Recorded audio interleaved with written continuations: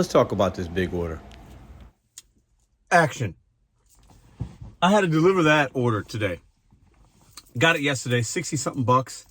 It's like, yeah, I'll do that Saturday.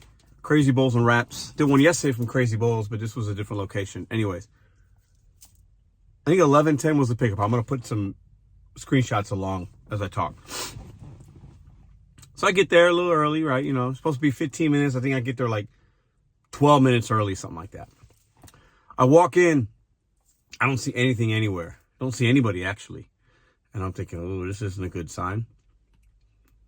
The guy comes across or comes into the front area, and he's on the phone. He goes, yeah, the guy's he's here.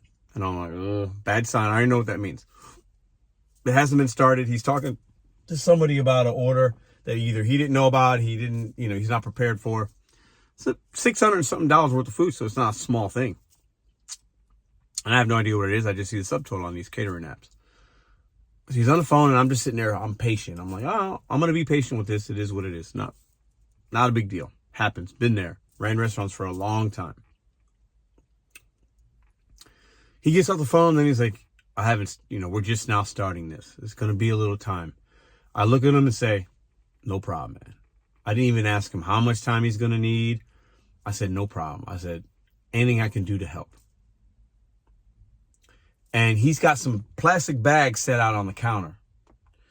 And he goes, as he's come out, these are 42 individual like lunches. So 42 wraps with like a cookie or something else in the bag.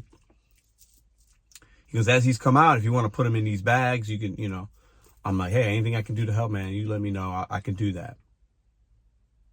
So, he's got a guy making the wraps, and he's kind of expoing them and getting them ready. He's writing some stuff, and he's labeling them on the bag.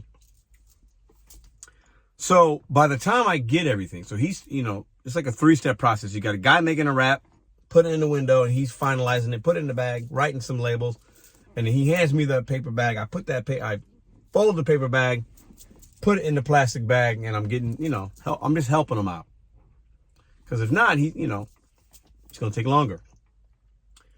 So there's 42 of them, and I'm putting 8 of these in the bag 8 bags in a bag at a time. He's only got 3 bags, so obviously I'm only going to be able to get 24 in the bags. He's got no boxes. They're just not prepared. They're not ready, but it's okay. So I'm helping him facilitate this order. He's being cool. I see he's working as hard as he can work. And it gets to be 30 minutes, I think even 40, almost an hour. By the time I get there to when I leave, it was almost an hour. It's a long time. So I reached out to deliver that, let them know. They tell me, no problem, thank you. Told them it's going to be there on time. Because the drop-off time, I think, was 11:45.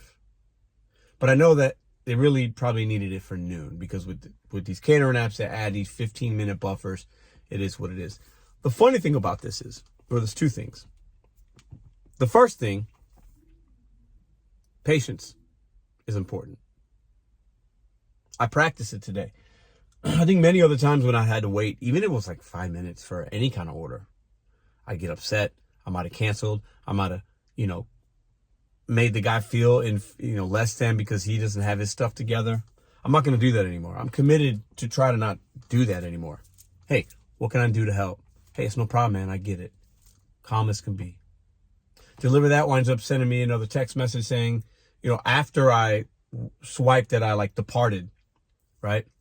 Because the timing is going to be all messed up in this order from an app standpoint. It is what it is. Don't care. It tells me that I'm going to get extra pay or whatever. I think it's maybe $10. You guys tell me. I can't remember. I think it's $10. So I wind up making 72 on this instead of 62.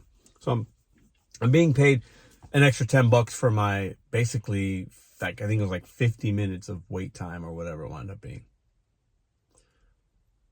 What's interesting though is when I get to the hotel that I'm dropping this off at for a college, the only instructions in the app said, please deliver this to the front desk for, and it had a name. So I get to the front desk, I say the name, and she goes, well, is it for this? And she mentions the university, the college. I said, I'm not sure. It doesn't say. And I could tell that she knows something's going on. She doesn't know where this goes. Maybe they're not ready for it. She calls somebody on the walkie-talkie, manager of the hotel or something comes up. He goes, okay, I don't know where to put this, but we'll figure it out. I said, no problem. He goes, you can just follow me. I'm like, all right. I follow him into a kitchen. I drop it off into this kitchen. It's for tomorrow.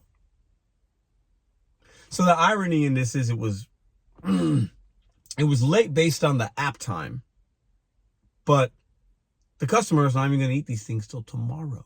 We have a snowstorm coming tonight and tomorrow. They want to make sure I guess they're staying at the hotel. My assumption is they want to make sure they have food or lunch for whatever they've got going on, these students or an event or a meeting or whatever. So it wouldn't have mattered if I was 3 hours late dropping it off. It wouldn't have mattered if I was 15 minutes early like we do on a lot of these caterings. It's not for tomorrow. So I'm dropping it off. He's going to have to figure out how to keep this cold because they're wraps, or he'll put it somewhere. It's on him. There was no setup. I just needed to drop them where he wanted me to drop them. This was for people the next day. Never had that happen on a catering app. So extremely grateful that I practiced patience. Extremely grateful for the workers at the Crazy Bowls and Wraps on Forsyth. I'll give them a shout out. They handle what they can handle. I don't know if maybe his boss didn't tell him. Maybe the order came in late on their end. I don't know. I accepted it yesterday. But the point is, when you practice patience, understanding, when you try to help instead of be mad, okay, maybe better things happen. I still make good money for an hour of my time, a little over an hour. Great money, not complaining. But it's just interesting how these orders work sometimes. I did a catering today that was late, extremely late. Like as far as like how long I had to wait, like it was late, but still not late for them. And even still not late because they're not even going to eat it till tomorrow. I could have been waiting on this order all day long. The customer wouldn't have been impacted at all. You and I would have been.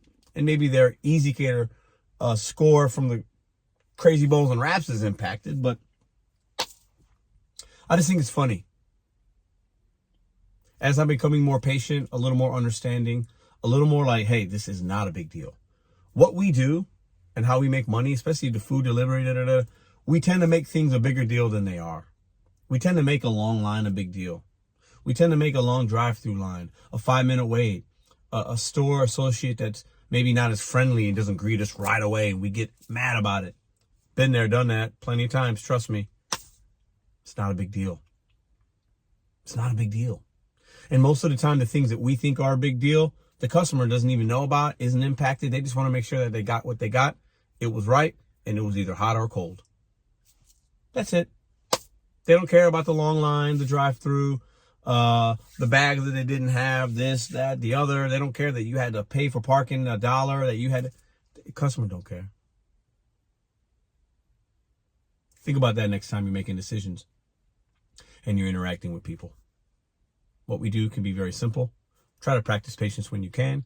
I'm extremely grateful that I made $72, even if it took me 3 times longer than it should have. I'll see you guys in the next video.